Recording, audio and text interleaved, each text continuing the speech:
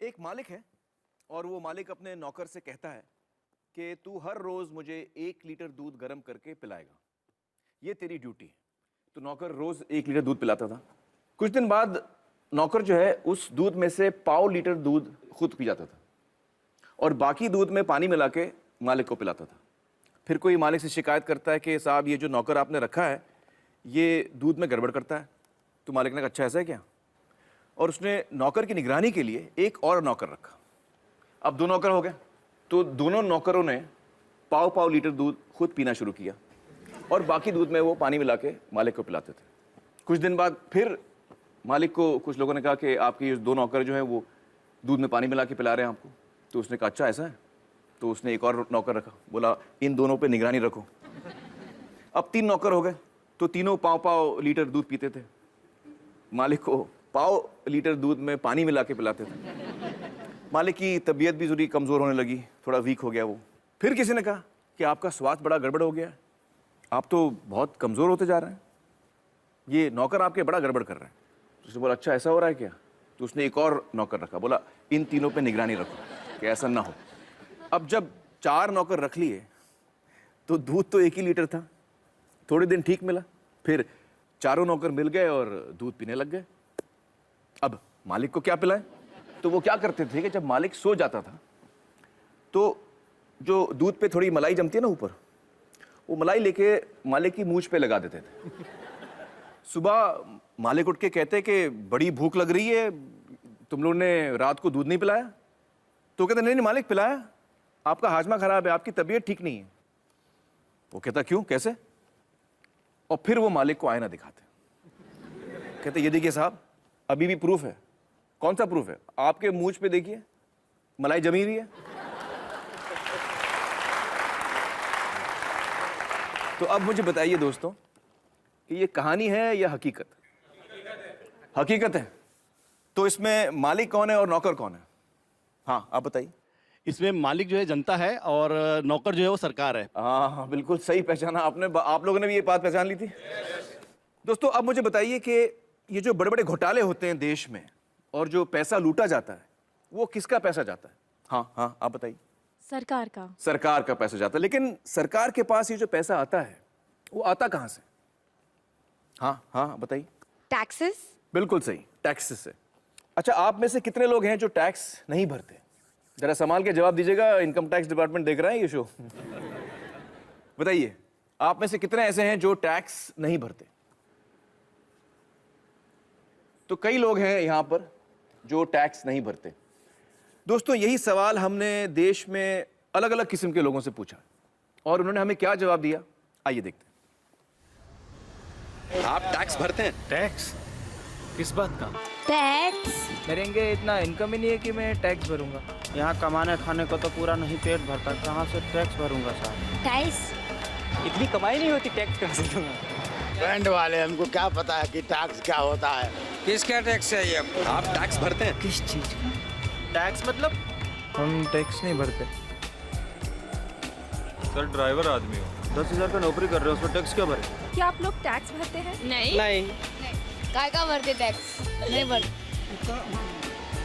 हम छोटे आदमी लोग नहीं भर पाएंगे, नहीं भरते। अरे पैसा ही नहीं तो टैक्स काहे को भरूंगा। नहीं टैक्स वैक्स मेरे को मालूम नहीं उसके बारे में। टैक्स मैं नहीं भरता। नहीं टैक्स फिलहाल नहीं भरता हूँ। हम नहीं भरते। नहीं नहीं नहीं नहीं नहीं नहीं।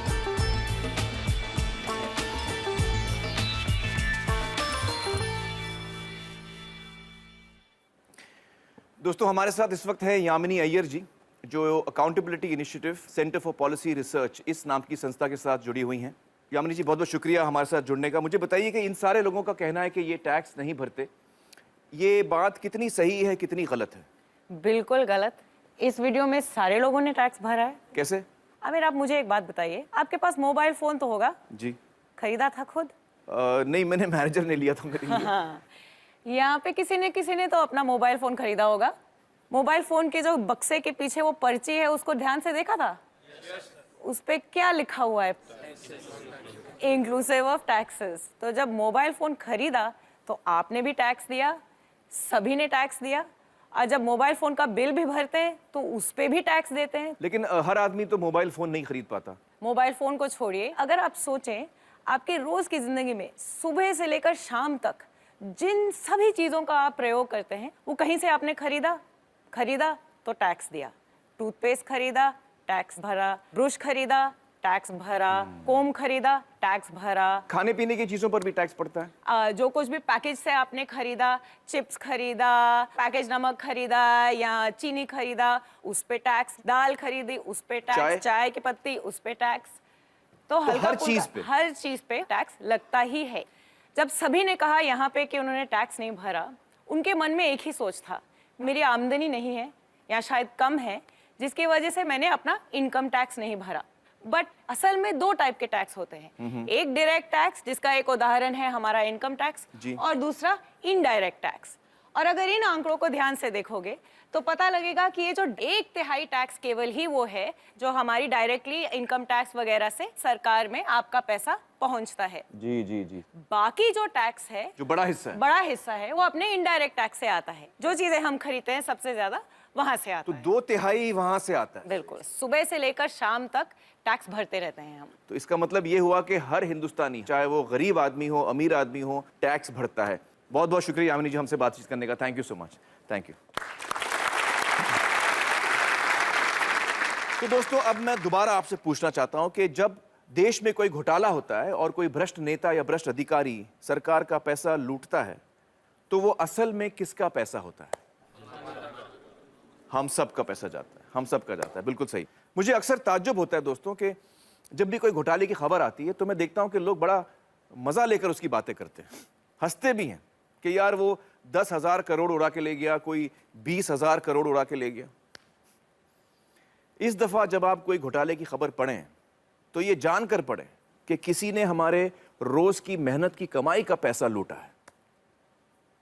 अच्छा, मुझे बताइए कि यहां पर कौन कौन है जिनकी पर्सनल वेल्थ यानी खुद की संपत्ति 10 लाख से ज्यादा है? आप हैं 1 2 3 4 5 6 लोग हैं। तो बहुत ही कम लोग हैं यहां जिनको लगता है कि उनकी संपत्ति 10 लाख से ज्यादा है। चलिए दोस्तों, अब हम अपने अगले मेहमान से मिलते हैं, श्री शुभ्रत दास, जो centre for budget and governance accountability इस नाम की संस्था के साथ काम करते हैं। आइए शुभ्रत जी। हमने शुभ्रत जी को जिम्मेदारी दी थी कि ये हमें बताएं कि हमारे देश की संपत्ति यानी हमारी नेशनल वेल्थ कितनी है। बताइए शुभ्रत जी, आपके खोज में क्या सामने आया? आमिर, आपने हमें समय बहुत कम दिया, इसलिए ये आकलन हम लोग पूरा तो नहीं कर पाए हैं। जी। फिर भी 2 बड़े चीज़ों का आकलन हमने किया है। जी। एक है हाइड्रोकार्बन रिजर्व्स, जी, जिसमें आता है क्रूड ऑयल, नेचुरल गैस, कोल और लिग्नाइट, मतलब कच्चा तेल, कोयला वगैरह। और दूसरा है अदर मिनरल रिसोर्सेज, मतलब खनिज भंडार। कुछ 84-85 अलग अलग तरह के मिनरल रिसोर्सेज हैं, जिसका लगभग आधा हम लोगों ने इस एस्टिमेशन में कवर कर लिया है। आधा ही किया आपने? जी। मतलब जो मैंने आपको काम दिया था वो आप पूरा नहीं कर पाए? उतना ही डेटा मिल रहा है। मैं समझ सकता हूँ, मजाक कर रहा हूँ मैं। पूरे देश की संपत्ति का अंदाजा लगाने चलें तो उसमें बहुत वक्त लग सकता है। बिल्कुल सही कह रहे हैं आप। और इस वक्त में आप सिर्फ 1.5 चीजों का अंदाजा लगा पाए। बिल्कुल। तो आपके इस अंदाजे में क्या सामने आया? आंकड़ा क्या है आप मुझे बताइए। मैं यहाँ पर आंकड़ा लिखूंगा। काफी बड़ा है, 5,000। 5,000 उससे लिखता हूं। शुरू कीजिए। अब मैं जब तक आपको ना रोकूं, आप उसमें और 0 ऐड करते जाइए। जब तक ना रोकें आप? जी। अच्छा,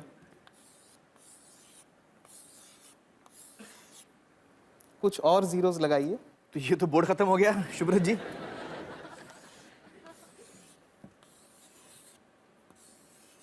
और लगाइए। और लगाओ जी, थोड़ा और,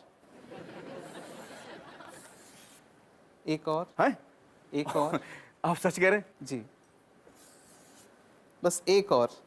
एक और? जी, एक और लगा दीजिए बस। तो ये कितना बड़ा आंकड़ा है मुझे बताइए आप। ये है 5,000 लाख करोड़ रुपए। 5,000 लाख? 5,000 लाख करोड़ रुपए। 5,000 लाख करोड़ रुपए। मुझे अभी तक समझ में नहीं आ रही है कितना बड़ा फिगर है। अच्छा, हमें बताइए कि हमारे देश की जो आबादी है वो करीबन 120 करोड़ की है। तो अगर हम इस आंकड़े को 120 करोड़ लोगों में बांटें तो उसका मूल्य कितना होता है? 40 लाख रुपए। 40 लाख। जी। तो इस वक्त हम आराम से कह सकते हैं कि हम सब 40 लाख के मालिक हैं अपनी अपनी जगह पर, जब हमने सिर्फ 1.5 चीजों का अंदाजा लगाया है। चलिए बहुत बहुत शुक्रिया शुभ्रत जी, हमसे बातचीत करने का। Thank you so much. दोस्तों, शुभ्रत जी की पूरी रिपोर्ट आपको हमारी वेबसाइट पर पढ़ने के लिए मिलेगी। तो अब आप समझ रहे हैं कि आपकी, हम सब की संपत्ति कम से कम 40 लाख है, और 40 लाख तो सिर्फ 2 बल्कि 1.5 चीजों के अंदाजे पे। अगर हम देश भर की संपत्ति का अंदाजा लगाएं, जिसमें करोड़ों एकड़ जमीन है सरकार के हाथ में, पब्लिक सेक्टर की जो कंपनीज हैं, स्पेक्ट्रम है, और भी बहुत सारी चीजें हैं, इन सब का अगर हम अंदाजा लगाएं, तो मैं इकोनॉमिस्ट तो नहीं हूं, लेकिन हो सकता है कि हम सब इस देश में करोड़पति हों। बच्चा, बूढ़ा, हर इंसान, हम सब करोड़पति हैं। दोस्तों, अब हमें समझ में आ गया कि हमारा देश गरीब तो नहीं है, लेकिन फिर भी जनता इतनी बदहाली में क्यों है? आइए इसका जवाब ढूंढने की कोशिश करते हैं। हिंदुस्तान की धरती को तरह तरह के कुदरती खजानों का वरदान मिला है। हमारी धरती के अंदर ऐसी कीमती प्राकृतिक संपदा छिपी है जो हम सबकी साझी है। लेकिन जहां हमें एक ओर ये वरदान मिला है, वहीं दूसरी ओर जनता के इस खजाने को कुछ गिने चुने लोग और उनकी निजी कंपनियां लूट रही हैं। इसकी एक शर्मनाक मिसाल कर्नाटक के बेल्लारी में सामने आई। प्राकृतिक संपदा से समृद्ध दक्षिण भारत के इस खूबसूरत इलाके का आज ये हश्र कर दिया गया है। बेल्लारी के पहाड़ों से बेहतरीन क्वालिटी का कच्चा लोहा निकलता था। कुछ प्राइवेट कंपनियों ने अवैध तरीके से खनन का पूरा कारोबार अपने हाथों में ले लिया। मुनाफा बढ़ाने के लिए कई गैर कानूनी हथकंडे अपनाए गए। इस घोटाले की जांच कर्नाटक के तत्कालीन लोकायुक्त जस्टिस संतोष हेगड़े ने की। उनकी जांच में यह बात निकलकर सामने आई कि किस तरह से देश की संपत्ति को लूटा गया। कहीं प्रतिबंधित इलाकों में खनन हुआ, कहीं बिना अनुमति के जंगलों को उजाड़ दिया गया, और कहीं तय सीमा से कहीं ज्यादा खनन किया गया। उनकी रिपोर्ट के अनुसार इस घोटाले से जो नुकसान देश को हुआ, उसकी कीमत है 16,000 करोड़ रुपए। सार्वजनिक संपत्ति को निजी स्वार्थ के लिए हड़पने के इस तरह के कई मामलों को काफी नजदीक से देखा है जस्टिस संतोष हेगड़े ने।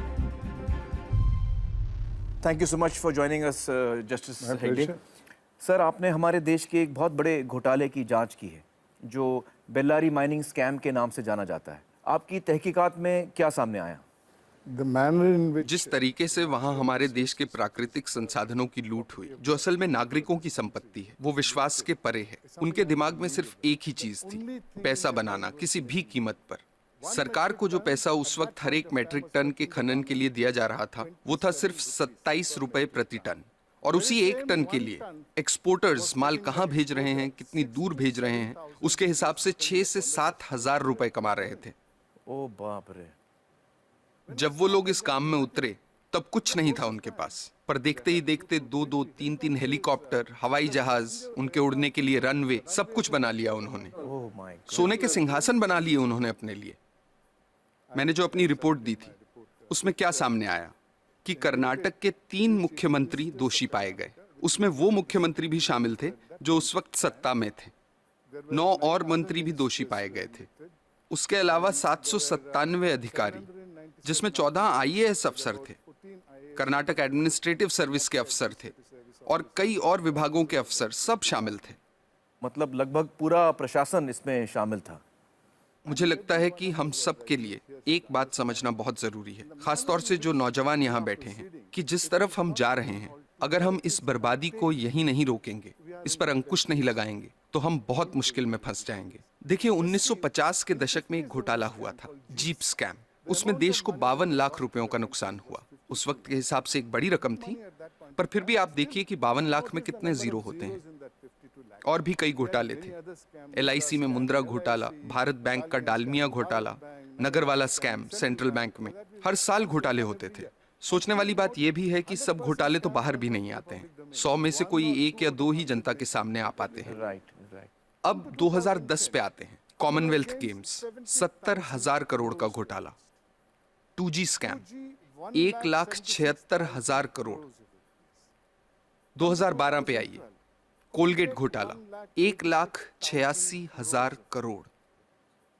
अगर 1,86,000 करोड़ रुपए का एक घोटाला होता है, तो देश की अर्थव्यवस्था पर क्या असर होगा, आप अंदाजा लगा सकते हैं। 1987 में देश के प्रधानमंत्री ने क्या कहा था वो याद कीजिए।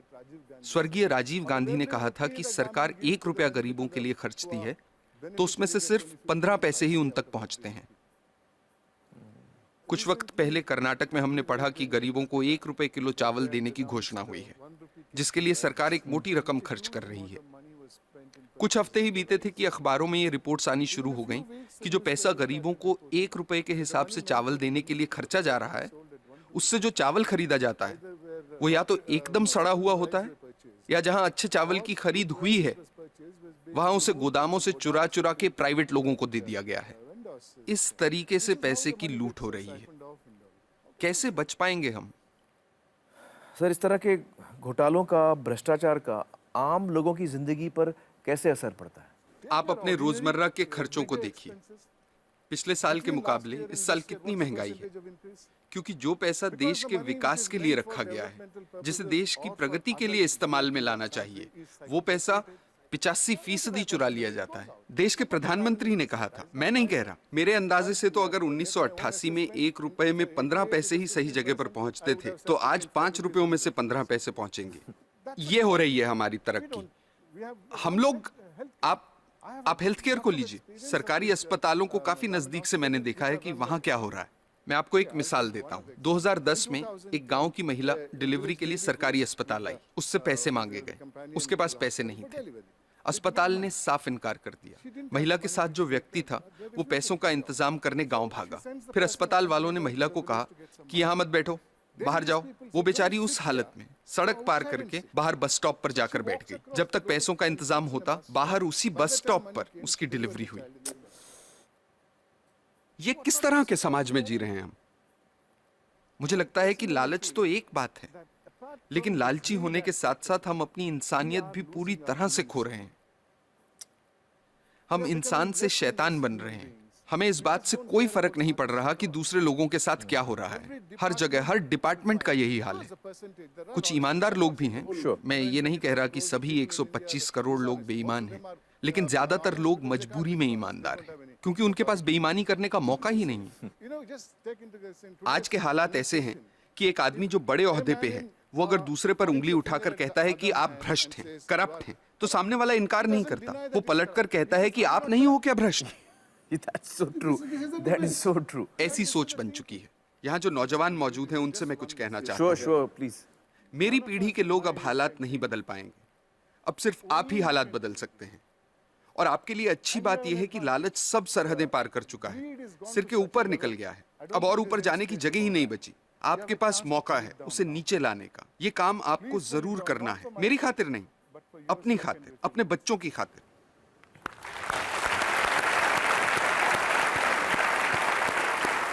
सर, हमें सख्त ज़रूरत है आप जैसे लोगों की जो हमारे लोकतंत्र को बचा के रख सकें।